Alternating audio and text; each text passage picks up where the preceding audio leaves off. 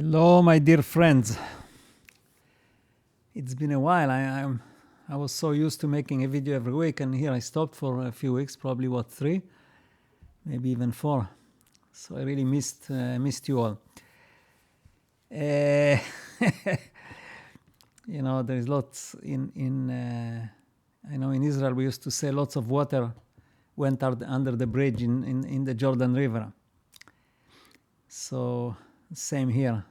Since last time I was here, lots of things happened, and I guess my close friends who watch all my videos, you know the situation that I described in my last video with my heart and all that. But what I didn't tell you, that actually there was something else that caused me way more stress and worry than the heart condition, because the heart condition is fixable in many ways. This other one was, and I'll tell you about that maybe in another video. Maybe this Sunday I'm going to do a live. I'll tell you about that in a minute. Oh, what happened here? Okay, there we go. I have a few pictures and things that I want to show you here, so I may stumble for a minute. But here's what I want to show you here. This is the phoenix coming out of the ashes. So this is how I feel today. And like I said, it's for a totally different condition that got me extremely worried for a few years. But in the last few weeks, it was extreme worry. I couldn't even sleep today. And it got resolved in 5 minutes. And this is what inspired me actually to do this video. All right. It's always interesting. Life is the most interesting there is. The most interesting thing there is, right? Because we don't know what's after death. So at this stage, life is the most interesting. Okay.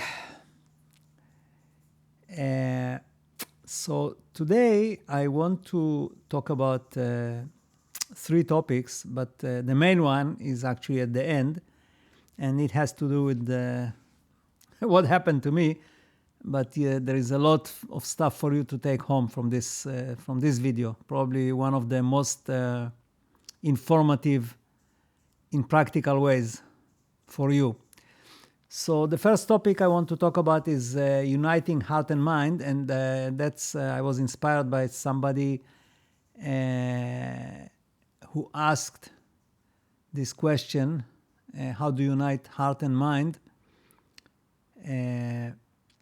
So I will talk about that. That's actually a reality transurfing topic, but works for everything. It's a topic for manifestation, because we cannot manifest unless we send a signal to the collective consciousness, both from our subconscious, and this is not really heart. This is the subconscious. Is the difference, okay? It's not the heart, the love, and the emotions as we would think. It's strictly the subconscious, and I will explain the next topic. I will explain what subconscious is, because it's directly associated with the heart of mind. But like I said, the main topic, which I leave to the end, is what is the relationship between consciousness and physical body. Okay, or it's how we redraw the body continuously through our consciousness. And what does it mean? It means a lot. And also, what are all the elements involved in this process? And it is a big deal. I actually walk the talk all the time, so there you go. All right, so uniting the heart and mind. Like I said, it's a concept from Reality Transurfing. I'll show you a little picture here that I really like. So here we have the heart and the mind, and they are united. See, they walk together happily. No arguments. All right. So as I said before, heart in this particular case means doubts. Okay, it means doubts which are caused by our subconscious, which does not believe what we want or what we say. Okay, and this is not heart as we actually should not even have said heart and mind. It should have said subconscious and mind, and I'll explain as we progress here. So let me just go back to something that I talked about in many videos, and most of you probably remember this. And this is the line that I said you draw when you draw a line on the screen of the iPad or any device, right? I told you that you don't actually draw the line. What you do, you move your pen or your finger on the screen and activate sensors that are embedded in that screen. And those sensors send signals to the central processing unit of that device, right?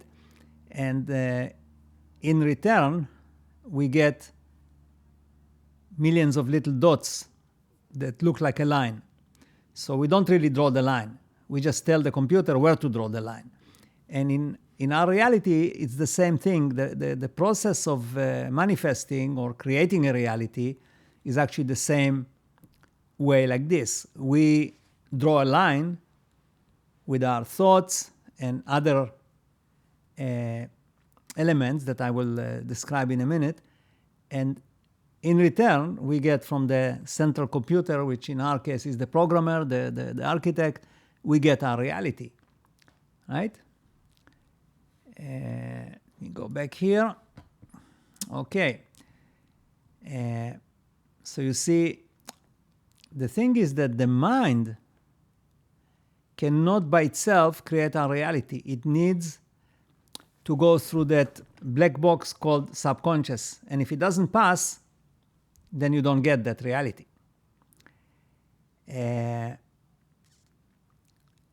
So actually people who have no doubts, they have subconscious, but they don't have doubts, they can actually manifest much easier. So, I used those examples in the past, Hitler, Trump, Stalin, and I don't box them together based on their being good or bad. That's irrelevant in this video.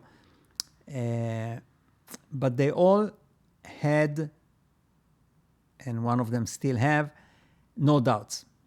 They just believed 100% in what they thought, and nobody could convince them otherwise. And that's why they could manifest huge things. If all three of them,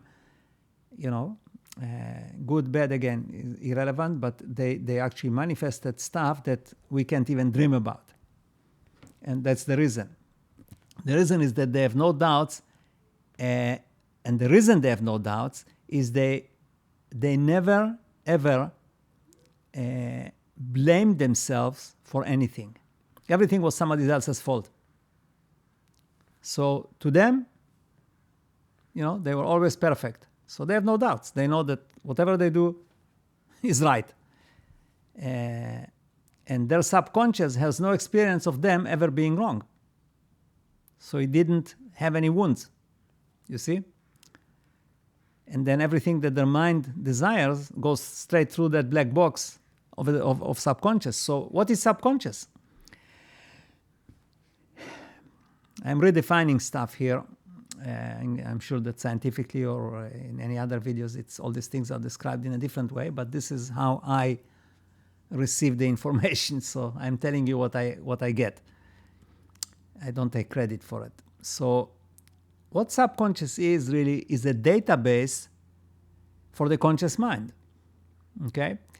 And it consists of all your past experiences, good or bad. Everything engraves in the subconscious, every experience you have. And then next time, the subconscious will react based on that experience, all right? So if you ever tried to fly and you jumped off the roof and you broke your legs, well, it knows that you cannot fly. And if you didn't jump off the roof, it knows that because, as we are brought up, we learn lots of things that eventually get engraved in there without having the experience. Okay, so if we are told certain things many times, or we read, and eventually it gets engraved. And all this stuff that sits in there together is called the subconscious. Okay, and the mind looks into this database for every decision. It's if you look from it from a materialistic perspective, you can say that this is to ensure our survival in this reality. But I don't really look at it that way, but that works too. And the thing is that we are not aware of this happening. This is all, that's why it's called subconscious. It all happens under the radar. We are totally unaware of it. This is also, by the way, the mechanism that creates that line of impossibilities that I talked about many times. And I'm going to go to it here very quickly, just for the benefit of people that didn't see it. So this time I made it nice. I used to draw it rough, but here you have it. And that black line right here is your subconscious, you see? So anything that your subconscious deems impossible goes above the line right here, right? And anything that your subconscious says, no problem, okay, getting the mail, this is what Vadim Zeland uses in Reality Transurfing, getting the post, as he says, or making coffee or whatever, or putting your shoes on, this is all under the line. You know that there's no big issue. You can do it, anytime you like. And this is the subconscious here. So what I want to say is you cannot erase any of those engravings, regardless of what Freud or your psychiatrist or anybody else says. That's not possible. But what is possible is to engrave new information, which will go over. It's like another layer, just like when we do graphic design on the computer, right? We have layers, and you can decide which one goes on top. So the latest will always go on top. So you can actually enter new information into your subconscious and overcome other information that was there. But you cannot erase or go re-experience your childhood and try to make it in a different way. It doesn't work. You have to engrave new one. And this is why with many of my clients on Talk for Life, we use that method of reading to yourself aloud certain affirmations, because the subconscious does not listen to you internally. It doesn't want to listen to you internally. It's not programmed that way. It only listens the things that come from outside. So when you talk aloud, it actually listens to you because it comes from outside through your ears. Okay? All right.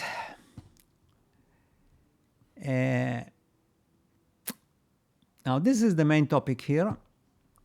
And I guess you know the saying, mind over matter, right? And it has a tremendous meaning, this mind over matter thing. So I really want to introduce to you today a concept that is spoken about, but never explained properly. And what it is, it's many people, many books, many videos, they keep saying, you are God, we are God, I am God, And what does it really mean? I mean, if you are going to get evicted tomorrow because you didn't pay your rent, maybe you are God, but the landlord doesn't care, does he? So let me give you my interpretation, okay? It's always subjective, of course. And it is a big deal in every aspect of our lives, what I'm going to say here. And because I regard this video as very important, I will do a live on Sunday, tomorrow, to have a discussion, answer your questions, and also we'll go back to the one with the infinity paradox, and we'll talk about that. And of course, you can ask me any questions then. This is actually what I'm going to do the video. I won't bring any topics. I'll just we'll just have a question and answer session, which probably by itself will take at least an hour. And yeah, tomorrow I don't have my cleaners coming, so we can continue for a long time. All right. So, talking about the infinity paradox, and if you didn't watch that video, that's 2 videos back. I highly recommend you watch it, regardless if you watched anything else. I think this is probably one of the most important videos and the most important information you can ever get once you comprehend it. The bottom line there was really that physical reality cannot exist. It's not possible. Okay? This is what this secret and the infinity paradox is all about. So what it implies that it must be an illusion, a simulation, you know, we can call it many things, or a dream. It's definitely not a simulation, because that refers to a computer simulation, which, you know, is not is described that way by technical people, because this is they cannot imagine or sense something different. So this is a simple answer, but I would call it more like a dream of a higher consciousness of which you are part. Okay. Now, the result of that makes me conclude that only consciousness exists. And again, going back to another video, all is one, okay? And that one is actually the consciousness. You can call it the consciousness of God, programmer, architect, but there's only this one consciousness. And everything else is actually inside that consciousness, okay? And that's very important to remember, to understand, and be able to actually practice what I'm going to say next, okay? Because that means that everything physical is actually created in consciousness. And it's created continuously in real time by the consciousness, okay? What is everything? Is our individual reality, because there is absolutely nothing outside of your individual reality. Regardless of what they tell you, go to higher reality, higher vibration, lower vibration, you know, real reality. There is nothing like that. There is only your reality that you experience at any given time. That's all that exists for any individual. There's absolutely nothing out of it. Okay, everything you think, everything you remember, every pain you have, everything that happens at that very moment is part of your reality. If it's not in your reality, it doesn't happen to you. You're not aware of it. Okay? Again, that's important. But, and this is the kicker of this whole thing, your body is part of that reality, isn't it? It's physical, right? So what it means is that your body, okay, is just looking for the picture here of that body. There we go. Your body is also created continuously by the consciousness. It's part of that illusion, in part of that dream. And like I said, that's really a big deal, because what it means is, besides some rules like aging, okay, you can never change that. That's a rule that's embedded in there, and you cannot change it by changing your, by making changes in your consciousness or in the line that you draw on that iPad.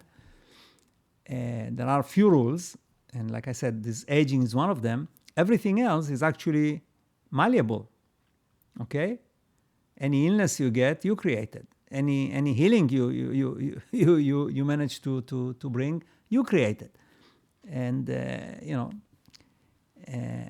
like I said, just like you create your reality, you also create your body. Okay? All right. So let's, now that we know that we create our reality and our body is part of it, what creates our reality? Again, that's material that you can watch in many of my videos, but I'll go over it here quickly. So reality is the product of our thoughts. And that comes to a point where, okay, so if I think about something, it will happen? No, because first of all, there is the filter of the subconscious, but there is also another issue. We don't control our thoughts. And if you meditate, you probably know that you cannot control your thoughts for more than 20 seconds, half a minute, or maybe a minute if you are really good, and then they just get their own life, right? So what does control your thoughts? So what controls your thoughts is, in the big picture, is your personality.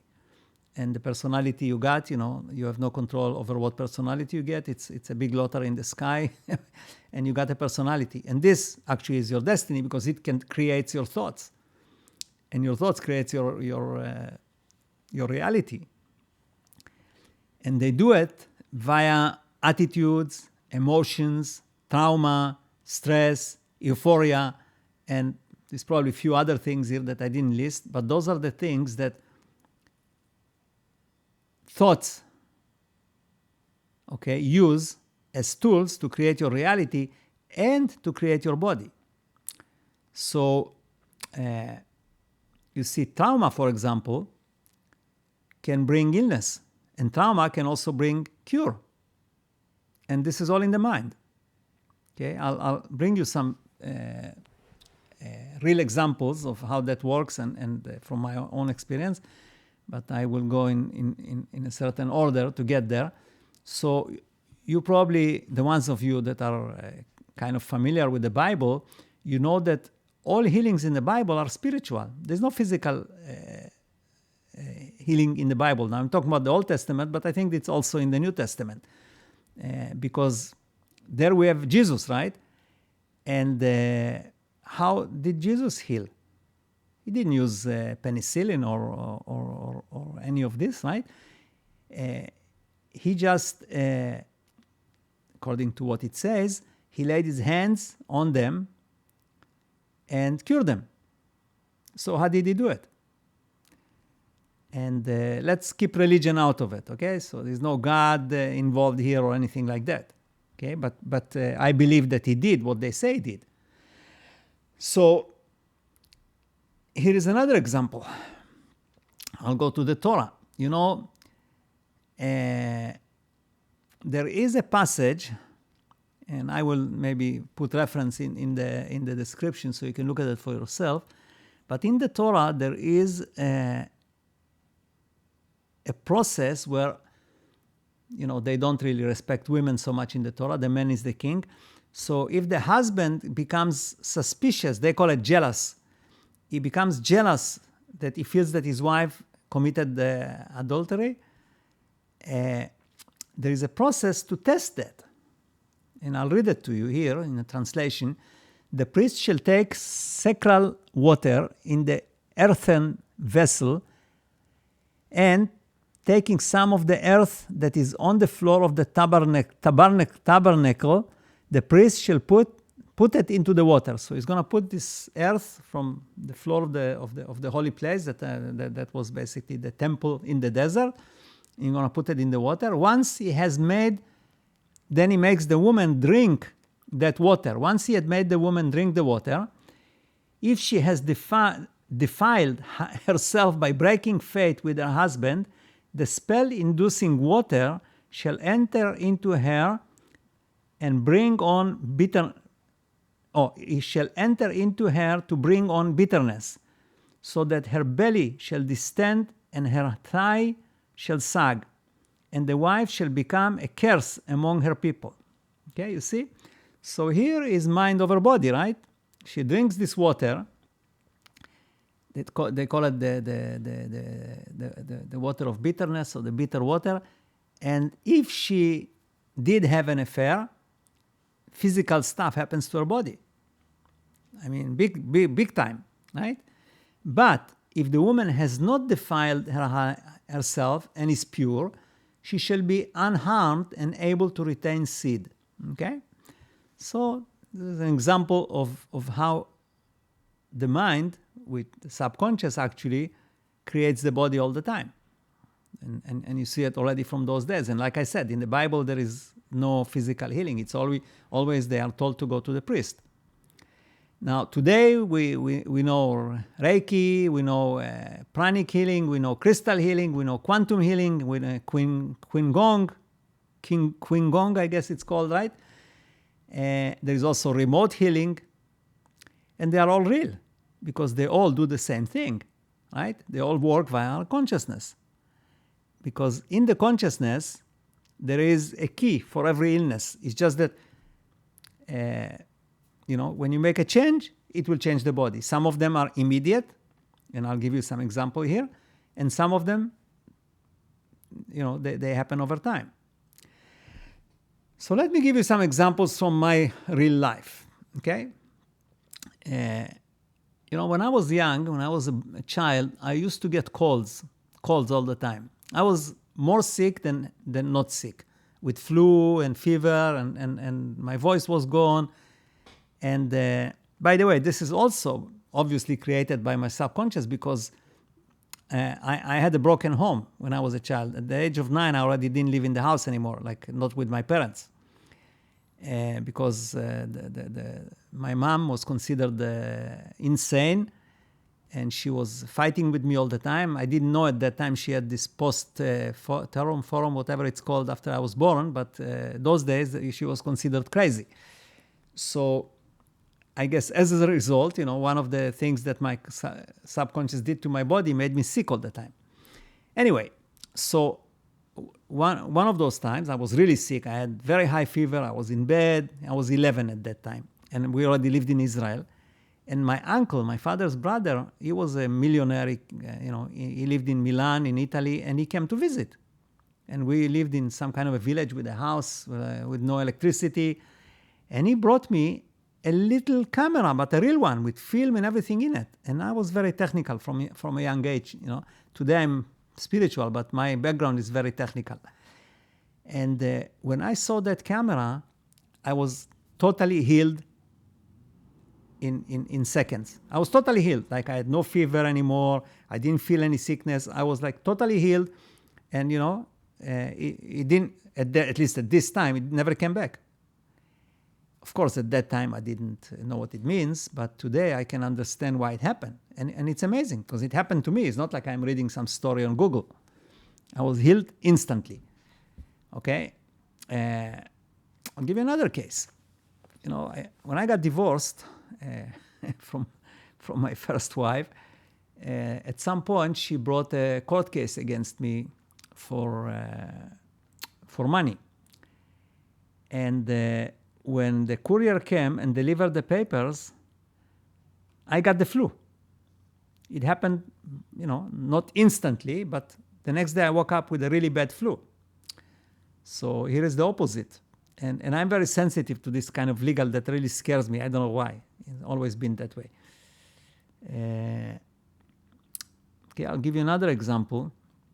I have a friend in Israel, and his mom, she passed away now, but his mom, about 15 years ago, she had a very bad skin condition, very painful and chronic, and she was suffering from it. And then at some point, she got dementia. She lost her memory. And that disorder disappeared completely. She got totally perfect skin once she didn't remember that she had it, And then there is the stories about people that have DID, dissociative identity disorder, right? Now, I'm not saying those are facts. I just read about it, and I cannot prove it. I didn't know the people, but there is stories about people that when they change their personality, chronic conditions disappear. It can be anything. It just disappears. Allergies, and when they come back to that personality that owns those illnesses, they have it again. Okay? So really what I'm saying is that there is two ways to fix the body. Imagine that you sit and you program on a keyboard some kind of an image to appear on the screen of the computer, whatever it is, let's say a flower, right? And then you decide to change something on that picture. So there's two ways you can do it. You can take a crayon and fix it on the screen, or break the screen maybe and try to remove it, or you can change the program, right? And with the body, it's exactly the same thing. We can have somebody come take a knife and remove that cancer or whatever it is, or we can go to the subconscious and make it stop sending that information and start sending information like it's not there. Okay? And again, to do that, you have to use those things I listed before: attitudes, emotions, trauma, stress, euphoria, and so on. Those are the tools that actually affect the subconscious, the consciousness, and will change that condition. Now, I want to recommend to you some material that I found, and I will list the links to all of them in my description below. There's two good articles. One is Proof that the Human Body is a Projection of Consciousness. I really like that one. And the other one is that at the roots of most chronic physical, mental, and emotional illnesses is a basic wound, a lurking spiritual malady. Okay. There's also a book that a very good friend of mine from Germany, Tore, recommended for me. It's an audiobook, and I recommend you use the audiobook. Don't read it, listen to it. It's extremely well done. It's on Audible, and I think you can get 1 month for free and read that book for free. Worst case scenario, you will pay $11 for it. You can cancel them. But like I say, I recommend you you listen to it. And I also make it as a